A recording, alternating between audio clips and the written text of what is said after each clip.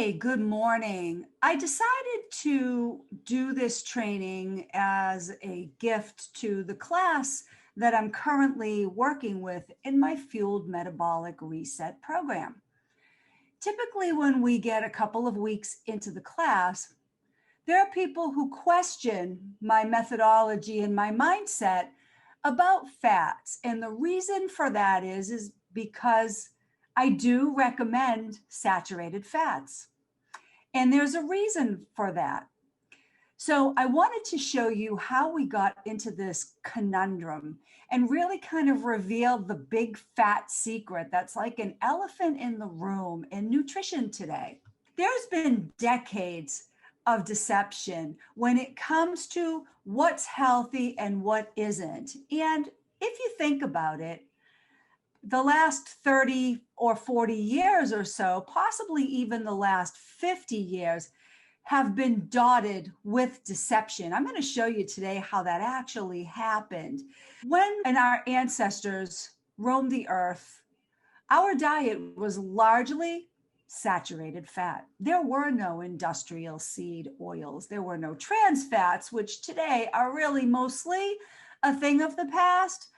But they are still out there here and there in certain products.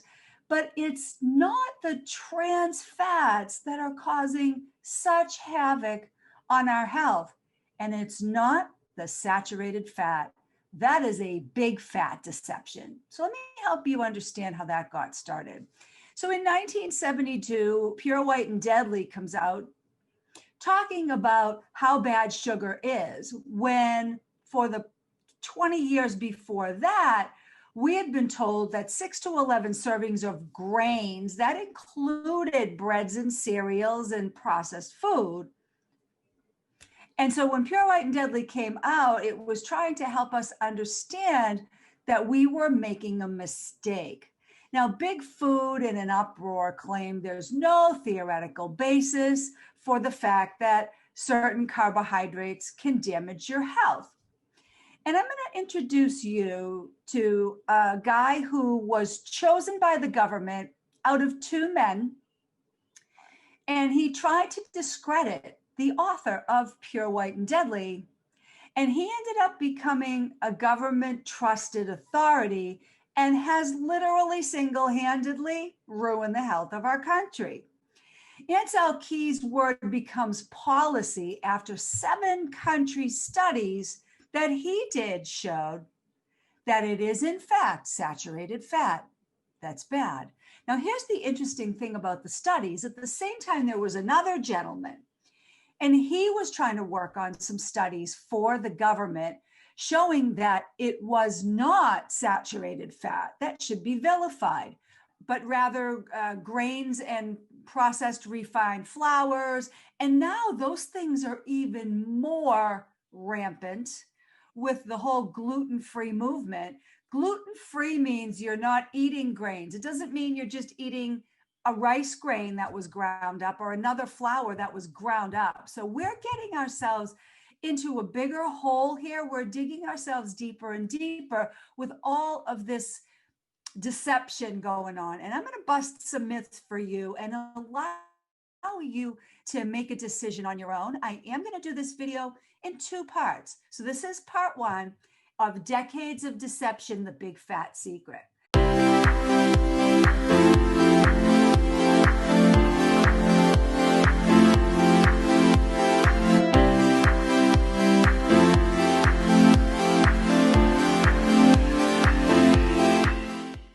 So let me introduce you to the guy who ruined your life. This is Ansel Keys, and he was born in January 26, 1904 to 2004. He was actually the guy who developed K rations. So that's where he got his claim to fame. Now, after he did this and the government sought his assistance, he then went and cherry-picked these studies. And what they didn't tell you was that many of the studies done only looked at the amount of grains and carbohydrates in the diet and nothing else. So he was basing his cherry pick data solely on the fact that these people are eating grains and they are healthier. Now, the people who were eating butter and things like that, well, those studies were revealing some pretty amazing things too. However, the focus of the study was only on the food and nothing else. So you can't base an entire civilization's diet when you're only looking at one factor. Were these people getting enough sleep? Were they stressed or not stressed? It just doesn't tell you that. So Ansel Keys' word became law, okay? The obesity rates began to climb after we started going low fat. So look at what happens in 1986. There are very few states that are even blue. And they did have some obesity. You will notice they are kind of focused a little bit further in the South, the three states around Florida, Georgia, Arkansas, where they typically fried their foods. By 1994, these guidelines had already been out for over 20 years. Low fat, low fat, low fat, 6 to 11 servings of grains. Saturated fat is bad. You should be using industrial seed oils and these things that don't raise cholesterol. And by 1994, you can clearly see we were having a bigger problem. So if we were being told not to eat saturated fat, where was that problem happening? Now, as you move into 2002, we were now in an epidemic of obesity, and we started to see orange on the map because that was 25% or greater of the population having challenges with obesity, diabetes, and all of the diseases of the modern world, which really can be attributed to the modern world and the recommendations that we had been setting forth now for over 30 years. By 2009, most of the country was in an obesity epidemic, and today, about 80% of the population is overweight. So how did they get that way? If they were following the 6 to 11 servings of grains model and shunning saturated fat. You see, sugar is a most sweet deception, and you are going to be deceived by it when it's dangling in your face this holiday, in your stuffing, in all the honey and sugars that are in your sweet potatoes and the cakes and the pies and all of that stuff.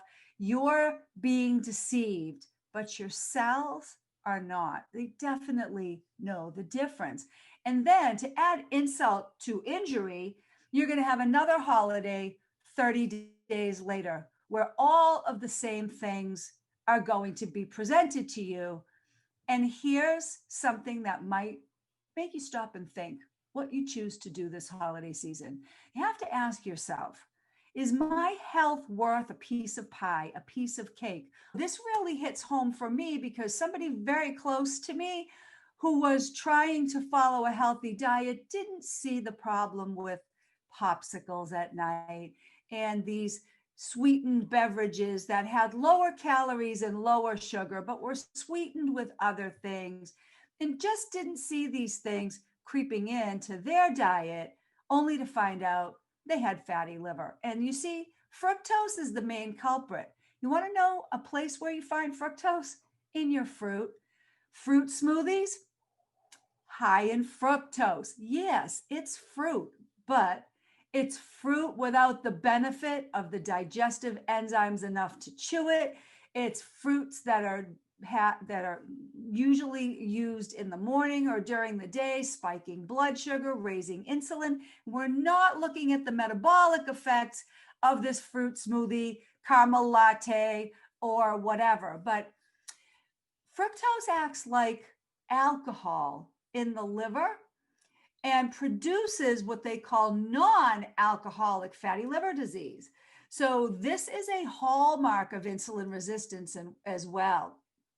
And sugar is twice as addictive as cocaine. But the problem with it is once you're addicted to it, by the time you're 45 or older, your body starts to not be able to use it as well, and so does your brain.